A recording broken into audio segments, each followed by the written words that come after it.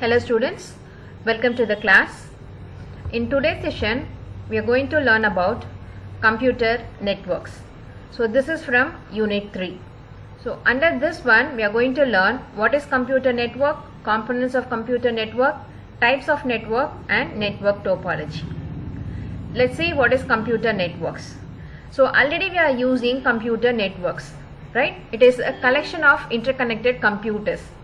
So already we are using online learning. So here my system and your system is connected, right? So we are already using the computer network. So this is example of computer networks. Here all the computing devices are connected. So you can see we have server, printer, laptop and other machines. So all these machines are connected either with wire or with wireless. So this is the network we are forming. So this is again one more example. So people from all parts of country or all parts of the world are connected together. So because of the network. Let's see the definition for computer network. Computer network is a collection of interconnected computing devices. So computing devices, it is not only computers, it's printer, it's a mobile phone, it's a smart TV. So all these devices are connected together so as to exchange information or share resources. Let's see what are the advantages of networks. So the first advantage is resource sharing. So we can have common resources. For example, if you need printer, right? So if you are forming a network, then you need only one printer. You can connect all these devices to the printer. So from any of the device, you can access the printer. If the network is not available, then for each system you have to attach a printer, right? So we can commonly use the resources. That is called resource sharing. This is not only hardware, we can also share the softwares. So mostly we have the softwares which cost more, right? So in that case we can purchase only one software. That software we can use it in the network. So all the devices connected in the network can have access to that particular software. So this is called resource sharing. So next we have enhanced communication. Since all the devices are connected, we can easily communicate to any device, right? So there is no need to go to the particular place. From anywhere we can contact the person. That is called enhanced communication. Then we have cost reduction. Since we are installing only one printer in place of 10 printers, we are already reducing the cost, okay? And it also saves time. Okay, there is no need to go anywhere, right? From anywhere we can contact, so it reduces the time. What are all the disadvantages? First one, it is very complex to install. So to set up a network is a complex procedure, and we need some specialized people to manage this network. Okay, if we do not manage the network properly, definitely the productivity will be fell down. Server failure causes havoc. So we have common servers, right? If the server does not work properly, then the whole network is failed. Protection from viruses. So there may be chances for virus attacks or any attacks. So we have to secure our network. So these are all the disadvantages. So let's see the components of computer network. What are all the devices needed to frame a network? So the first one is host or nodes or workstations. Devices that are attached to a network and are seeking to share resources, right? Any device which is connected to the network, which is attached to the network, is called host or node or workstation. So it can be a PC, laptop or smartphones.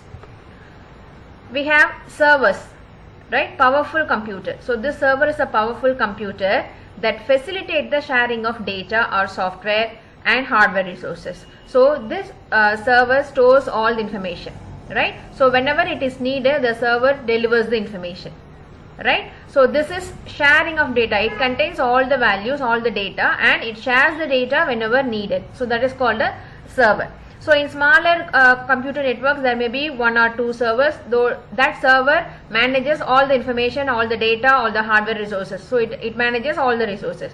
In larger networks, there may be several servers, and we have dedicated server for particular use. We have file server that only manages the data, and we have printer server that only manages all the printers in the particular network.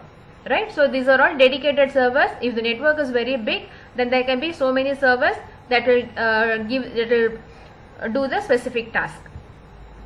So next we have clients. So the server is available, then we have the client. So the client is the machine which seeks some information from the server.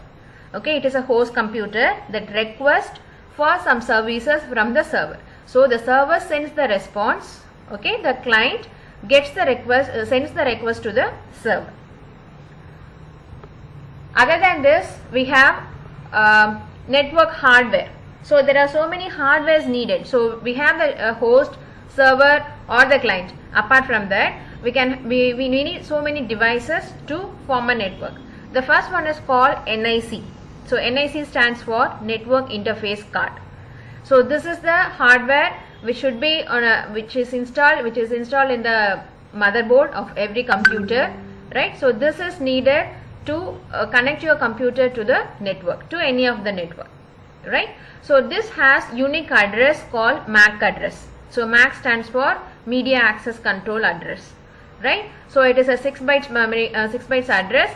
It will be in the form of MM. That is, totally we have 12 digits. So first 6 digits mentions the manufacturer ID and last 6 digits mentions the serial number, right? So for example, if it is a Intel system, then Intel's manufacturer ID is common for all the Intel devices. For your particular machine, you will have different serial number, right? So this is the NIC. So to know your MAC address, you can follow this instruction. So in Windows, you can start or press the Windows key. In the search box, you have to type CMD. It will open the command prompt, right? So there you have to type ipconfig/all. So this displays MAC address of your computer. Okay. Other than network, other than NIC, we need hub, switch, router or gateway. So we'll see all these devices in detail in next video. And then after this, we have some transmission channels. So we have to connect the computers, right? There should be some medium. So what is that medium? That is called transmission channel. How to transmit the information from one place to another, right? So that is called transmission channels. So this transmission channel is broadly divided into two categories. One is guided media and the other one is unguided media. So guided media means wired media. Unguided is wireless media. Okay. So under wired media, we have twisted pair cable, coaxial cable and fiber optic cable.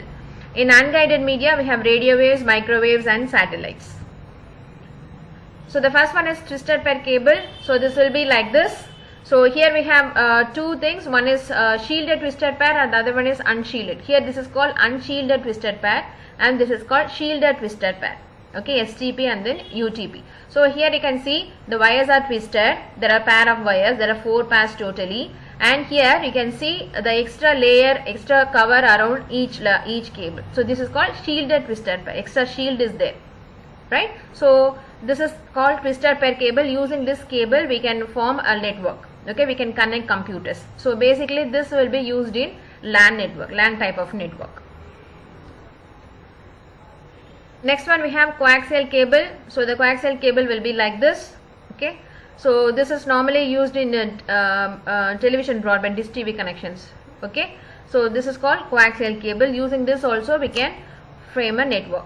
And optical fibers. So this is called optical fiber. Here light rays are used and this is insulated wires. So this can be used for longer distances. Okay, and the transmission speed also very high in optical fibers. So next we are moving on to wireless communication. So under wireless communication we have microwaves, radio waves, infrared waves, laser and satellite. So these are all some examples of wireless communication. So we are using satellite channels, right? So from the transmitting antenna, it sends the information to the satellite. From there we can receive the information. Okay, so this is called uplink and this is called downlink. So using the satellite, we are using the satellite channels, right? So we are using type of network, right? So next we have softwares. So this is called protocol. Protocol is defined as predefined set of rules using which all parties of a network connect and interact with one another, right? So there should be some rules to be followed when you are communicating. For example, in a debate, if all the participants started talking at the same time, then no one will be receiving the message, right? So once one participant is talking, then others should be listening to that one. So there should be some rules to be followed. So that is called a protocol. In a computer network also, we are transmitting information, right? So these information should follow some protocol, some rules, right? So that will be done in the part of software. And we have network operating system. So these are all specialized operating system which handles the network task, right? So to frame a network, we need this kind of softwares also. Then we have network services. So why we need to use this network? There should be some service available, right? So to use the service, we have to use the network. So these are all the applications which provide various functionalities over a network, right? So we can use now internet, right? Internet, we have so many services, right? When the service is available, the network's need is more, right? So this is the applications which provide various functionalities over a network.